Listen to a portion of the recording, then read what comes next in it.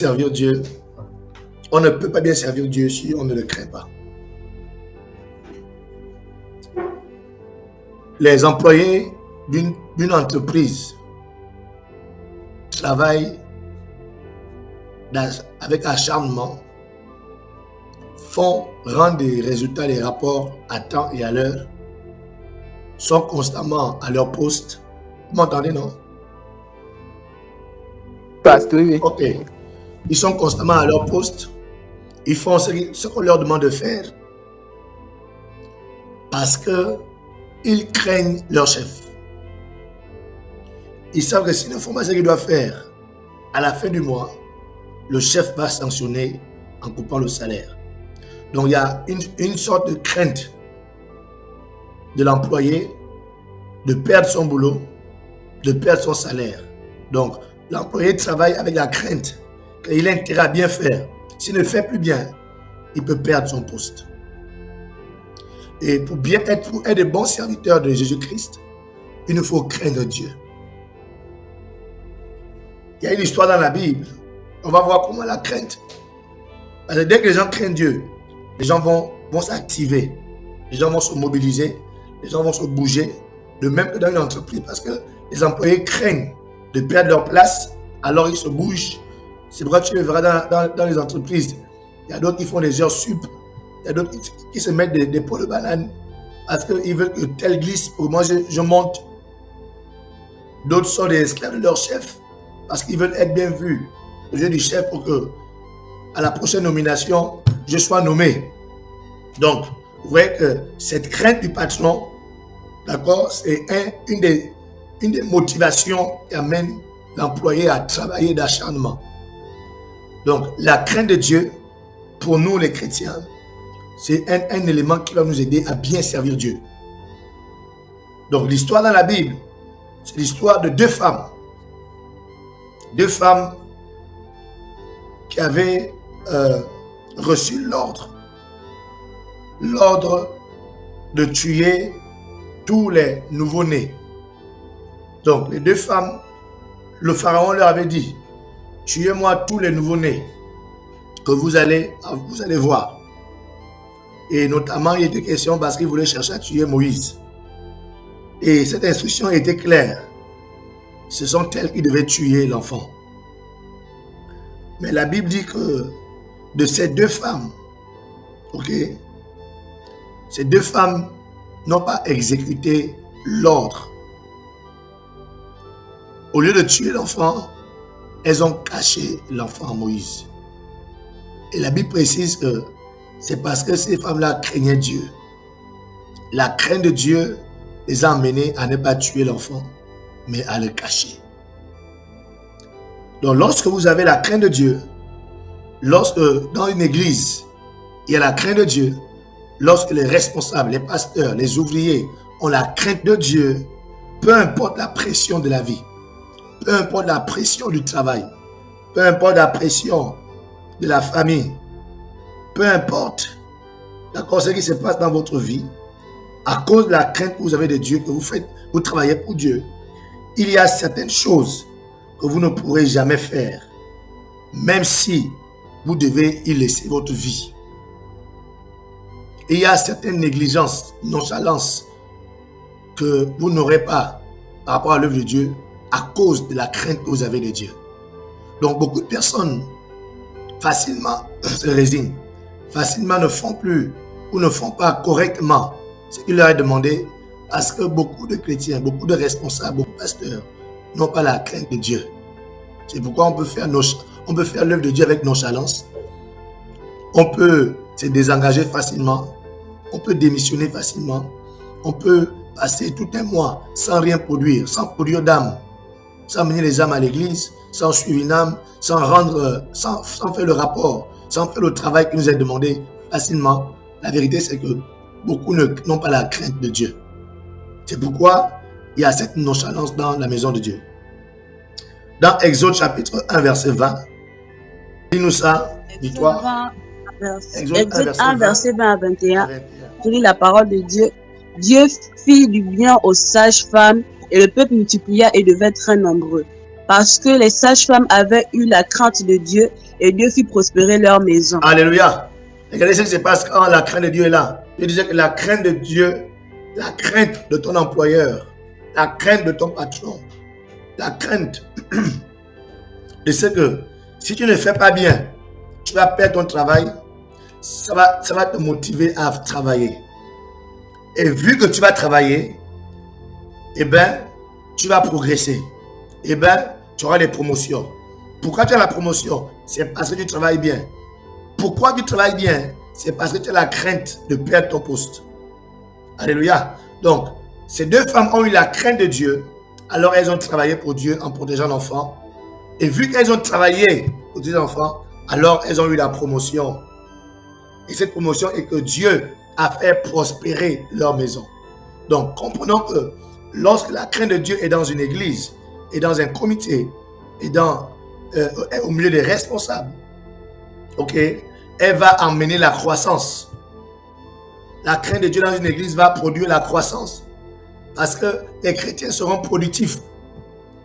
Les responsables seront productifs. Chacun fera ce qu'on attend de lui, au moment qu'on attend de lui. Alléluia.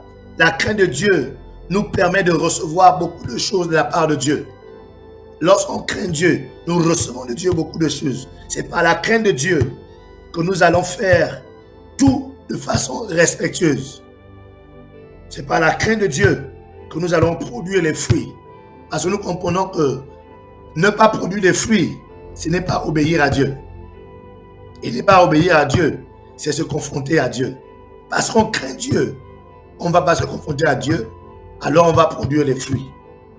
Alléluia. Sans la crainte de Dieu, tout ce qui se fait, d'accord, c'est sale, c'est médiocre, c'est sans forme. Donc quand les gens font l'œuvre de Dieu sans la crainte de Dieu, c'est le fruit n'est que sale. Le fruit n'est que médiocre. Parce que notre Dieu est un Dieu d'excellence. Dès que tu vois la médiocrité dans l'œuvre de Dieu, dès que tu vois la médiocrité dans ce que les chrétiens font pour Dieu, c'est juste que le chrétien ne craint pas Dieu. Parce que le chrétien ne fait pas ce qu'il devait faire à la dimension que Dieu attend, au résultat auquel Dieu s'attend. Donc, toi qui es dans une entreprise, le patron dit qu'il a besoin de 20 dossiers à la fin de ce mois classés. Parce que tu crains le patron, tu vas lui produire les 20 dossiers. Et c'est ça le niveau d'excellence du patron. Si tu lui produis 3 dossiers, 4, 5, 10, 15, 19 dossiers, le patron va te faire une demande d'explication. Et tu vas recevoir un blâme. Et recevoir un blâme, ça veut dire que ton poste est menacé, ton salaire est menacé, automatiquement. Donc, beaucoup de chrétiens rendent un service médiocre dans la maison de Dieu parce que beaucoup ne craignent pas Dieu, n'ont pas la crainte de Dieu. Donc, ceux qui ne donnent pas leur dîme n'ont pas la crainte de Dieu. Ceux qui sont toujours en retard au culte n'ont pas la crainte de Dieu, surtout les responsables, surtout les ouvriers. Le culte commence à 9h. Toi, tu es un ouvrier. Toi, tu arrives à 9h45, tu arrives à 10h. Comment est-ce possible? La seule explication, c'est que toi, tu ne crains pas encore Dieu. C'est la seule explication.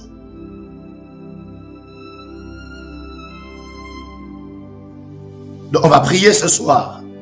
Nous allons prier pour que Dieu nous donne, le Saint-Esprit mette en nous un profond respect de la personne de Dieu. Que nous ayons le respect profond de la maison de Dieu. Le respect profond de ce qu'on fait pour Dieu.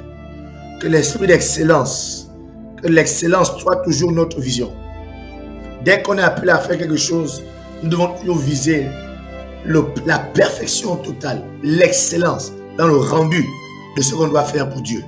Est-ce qu'on peut prier que le Saint-Esprit mette en nous? Dans Ésaïe chapitre 11, la Bible dit, l'une des manifestations du Saint-Esprit, c'est que le Saint-Esprit se manifeste par la crainte de Dieu. Donc, quand le Saint-Esprit l'œuvre dans une vie, le Saint-Esprit produit la crainte de Dieu. Alors, il est que le Saint-Esprit produise en nous la crainte de Dieu, ce respect profond qu'on a de Dieu au nom puissant de Jésus-Christ. Élève ta voix là où tu es et prie maintenant. La timidité est le manque d'audace. Yes. Et je pense que l'Afrique francophone, les francophones sont des gens de nature timide. Contrairement aux anglophones.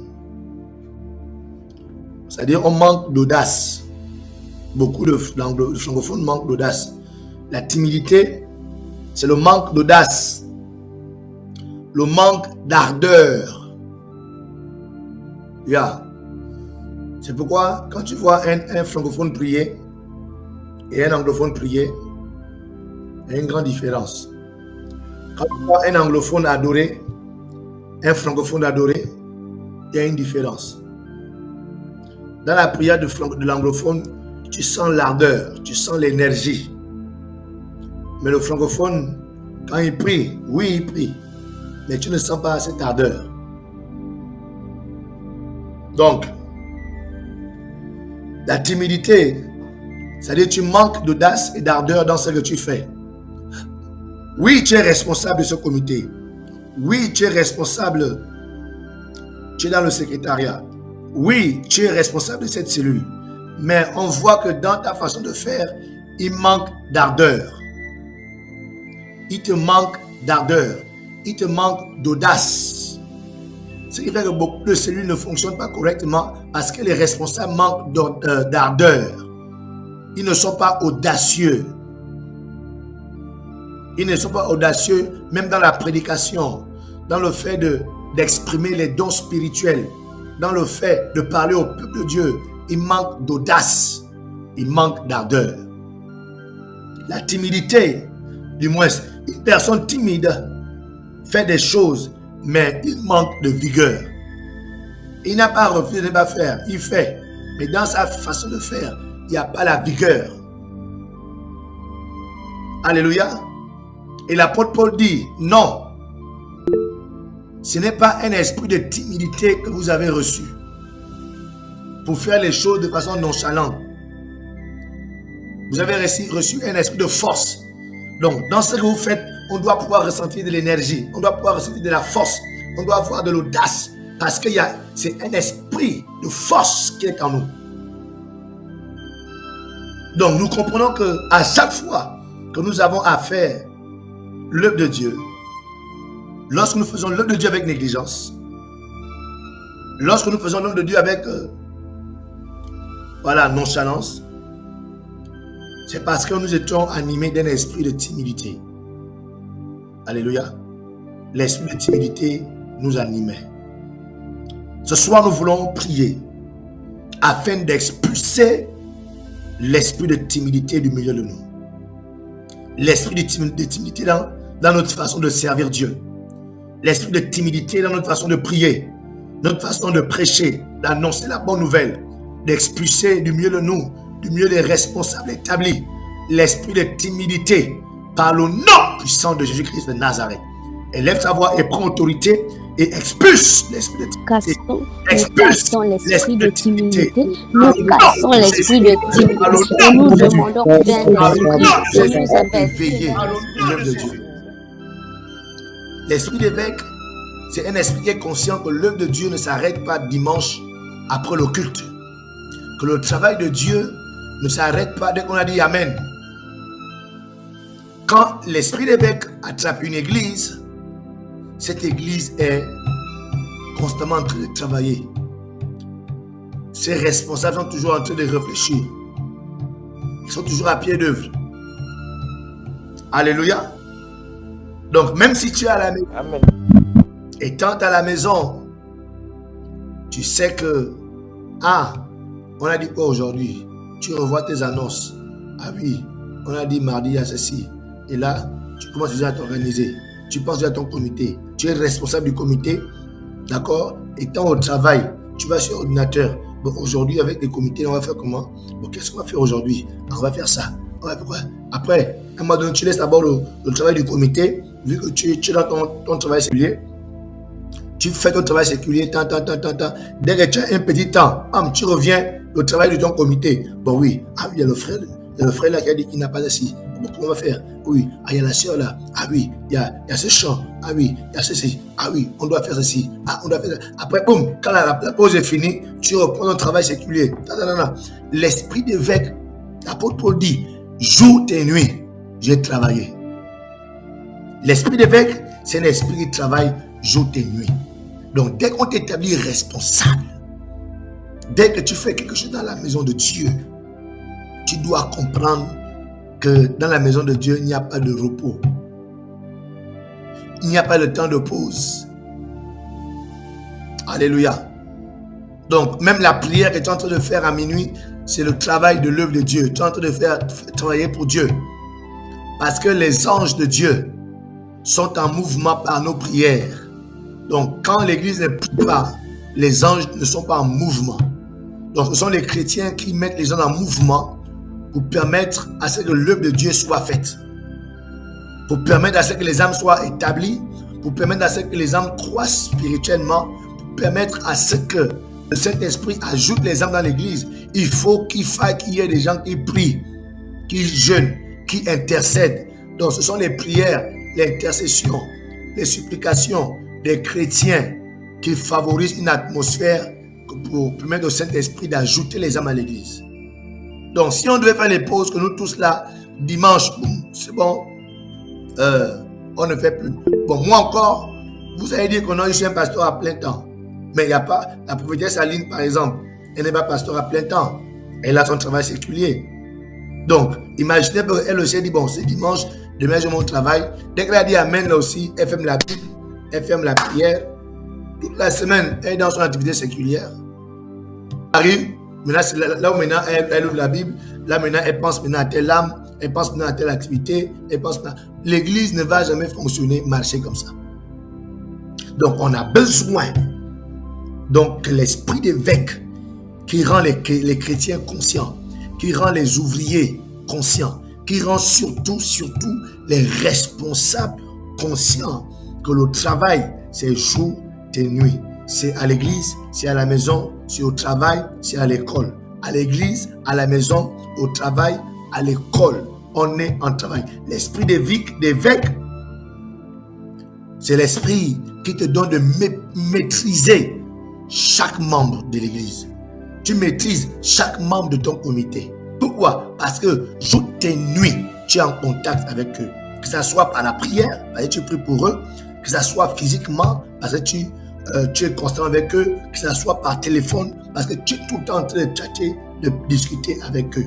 Sans l'esprit d'évêque, tu es toujours dans la distraction. Sans l'esprit d'évêque, on sera infructueux. On n'aura pas de bons fruits, on ne produira pas de bons fruits et on va sécher spirituellement et l'église ne va pas évoluer. On va prier que le Saint-Esprit nous investisse de l'esprit d'évêque afin de comprendre que l'œuvre de Dieu ne s'arrête pas dimanche après le culte ou bien mercredi après le culte d'enseignement ou vendredi après le culte de prière, mais que dès qu'on est engagé à l'œuvre de Dieu, c'est jour et nuit qu'on travaille pour le Seigneur. Jour et nuit qu'on prie pour les gens, qu'on organise l'église, qu'on travaille à la prochaine réunion, qu'on pense déjà au prochain programme, on pense déjà à la prochaine personne à visiter, on pense déjà à la prochaine personne qu'on doit appeler, on pense déjà au prochain sujet de prière qu'on doit mener au nom de Jésus. Élevons nos voix, que le Saint-Esprit tombe sur nous. L'esprit d'évêque soit notre partage au nom puissant de Jésus. Après mon départ, je le sais, des gens pareils à des bêtes féroces. Je le sais, des gens pareils à des bêtes féroces viendront parmi vous et feront du mal aux troupeaux. Alléluia. Lis le verset 30. Amen. Et même parmi vous, certains se mettront à dire des mensonges et ils entraîneront les disciples derrière eux. Amen. Voici ce qui se passe quand l'évêque n'est pas là.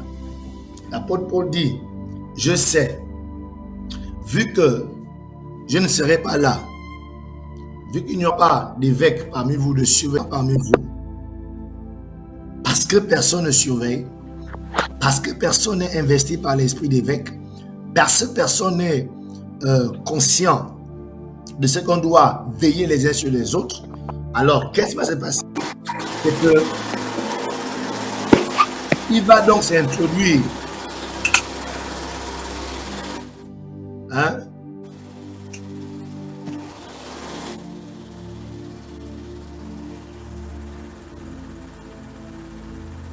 il va donc s'introduire parmi vous, après mon départ, des loups cruels.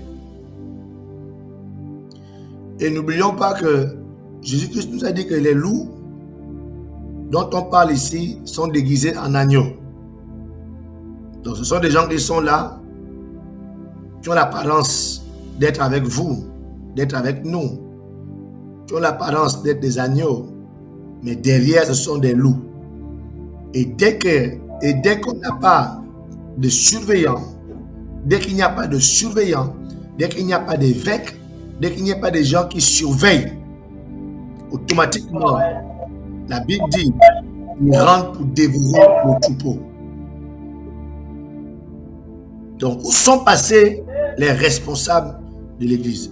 Pourquoi tant de chrétiens rétrogrades? Pourquoi tant de chrétiens viennent à l'église, servent le Seigneur, après ils disparaissent? Pourquoi? Parce qu'il y a la nonchalance des chrétiens. Parce qu'il n'y a pas de responsables. Parce qu'il n'y a pas de gens qui sont investis de l'esprit d'évêque afin de veiller les uns sur les autres. Donc l'absence d'esprit d'évêque entraîne l'émergence rebelle. Dès qu'il n'y a pas d'esprit d'évêque au milieu de nous, les rebelles peuvent tranquillement émerger, peuvent tranquillement prospérer, parce que personne n'est là pour les arrêter, personne n'est là pour les bloquer. Ils peuvent facilement entraîner les brebis du Seigneur dans leur philosophie, les entraîner dans leurs choses, dans leur politique, les entraîner dans leurs mensonges. L'esprit d'évêque, c'est donc l'esprit de vigilance. Alléluia. Et les démons reconnaissent les responsables qui sont figurants. Les démons savent que c'est un responsable qu'on établit, il est juste figurant. Sinon, il ne sert à rien. Sinon, on peut faire le désordre devant lui, on peut gaspiller devant lui, on peut faire ce qu'on veut devant lui. C'est juste un gars figurant. Et dans les églises, on a beaucoup de gens qu'on établit responsables, mais ils sont juste des figurants. Mais ils n'ont pas la carrure, ni l'esprit, ni la conscience, d'accord, d'un responsable. Un responsable qu'on établit dans un comité, c'est un évêque. Pour nous, là, pour nous, on vient établir un évêque, un surveillant, quelqu'un qui va nous aider à surveiller la maison de Dieu, à surveiller ce qui se passe dans l'œuvre de Dieu. Mais malheureusement, dans nos assemblées, beaucoup qu'on établit responsables sont juste des figurants. Donc le mal peut prospérer au milieu d'eux, le diable peut faire n'importe quoi au milieu d'eux, les rebelles peuvent faire n'importe quoi au milieu d'eux, les démons savent que le gars là, il est figurant. Donc, il n'en a pas peur.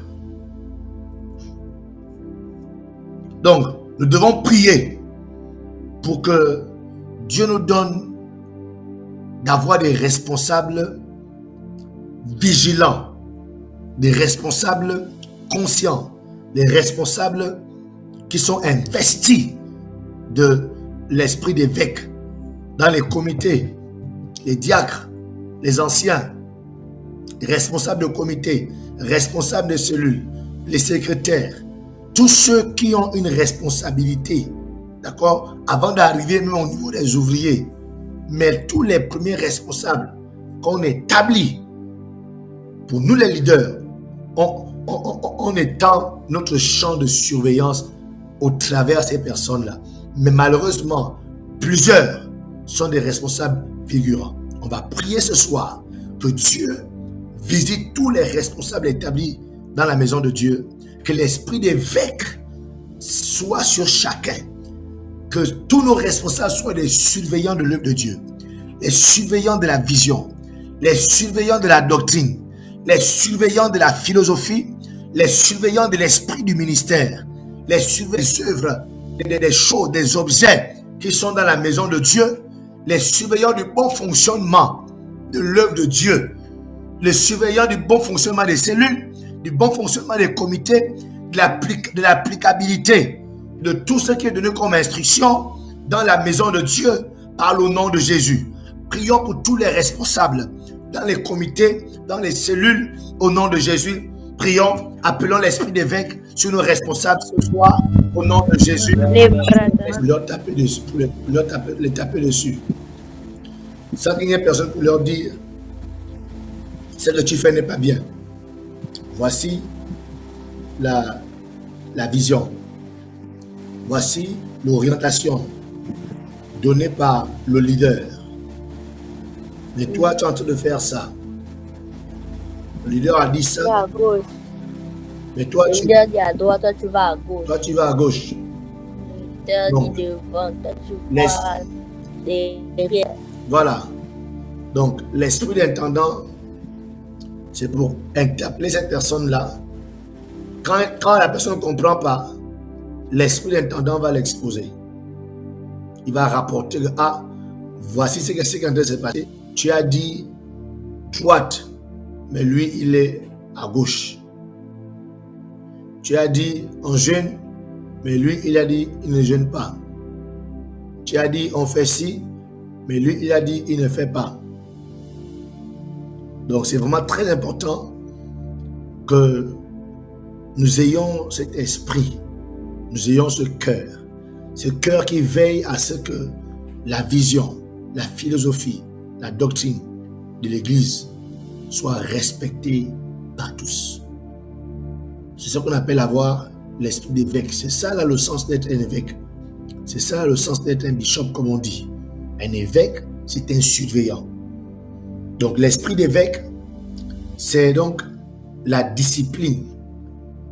L'esprit d'évêque, c'est ici la discipline. L'esprit d'évêque, c'est l'organisation, c'est l'ordre. L'esprit d'évêque veille à l'ordre, veille à la discipline, veille à ce que les choses soient bien organisées, qu'il n'y ait pas de cacophonie. Sans l'esprit d'évêque, Satan vole tout ce que Dieu nous donne. Sans l'esprit de surveillant, David était un évêque établi sur les brebis. Si David n'était pas là-bas, les lions, les loups, les ours allaient finir les brebis. Mais parce que David était un évêque établi sur les brebis, David était un surveillant.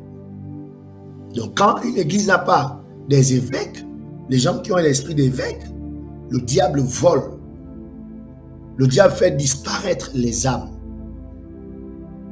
Yes. Quand il n'y a pas d'esprit d'évêque, on va voir que les âmes vont venir et disparaître sans que personne ne soit alarmé, sans que personne ne s'inquiète, sans que personne ne se mette à rechercher ces âmes.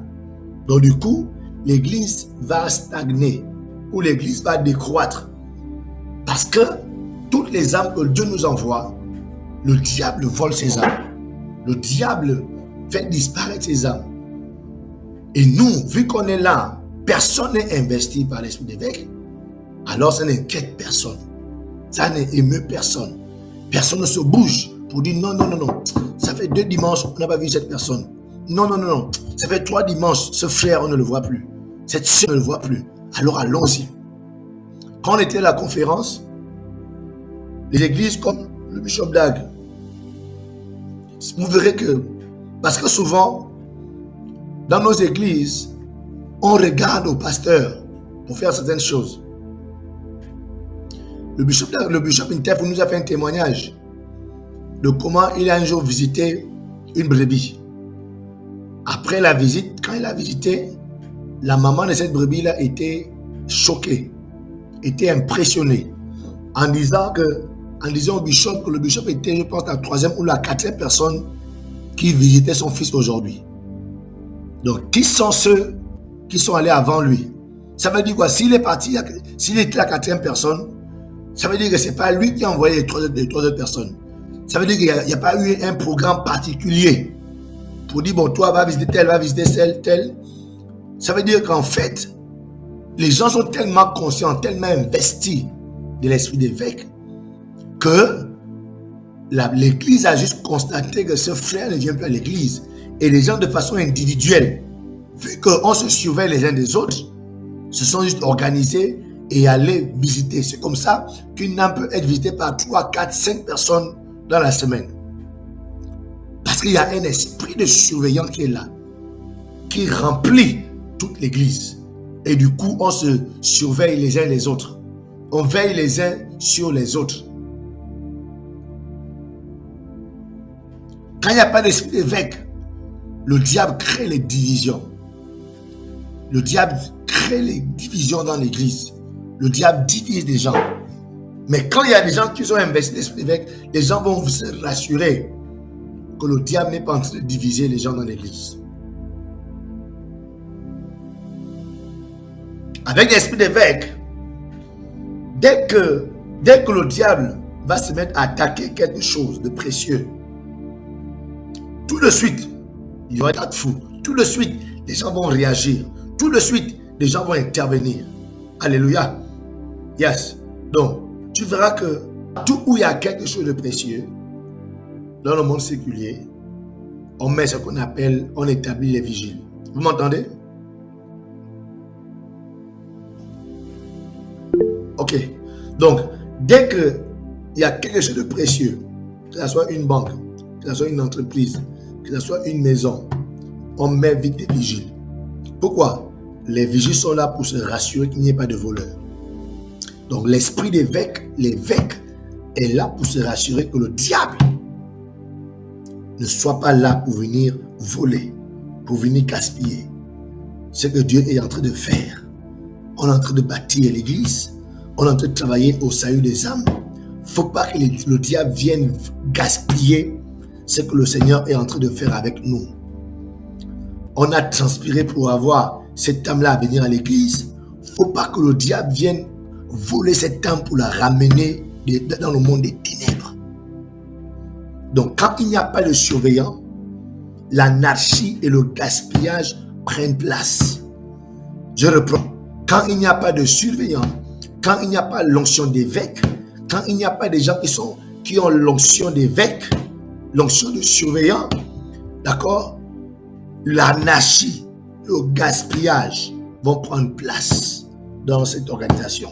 Sans l'esprit d'évêque, les choses qui ne devraient pas se faire se font. On va prier encore que le Saint-Esprit, nous investisse de l'onction d'évêque. Que l'esprit d'évêque soit sur nous, afin de veiller à la discipline, à l'ordre. Que l'esprit d'évêque soit sur nous, afin d'empêcher au diable de faire disparaître les âmes que Dieu envoie dans son église.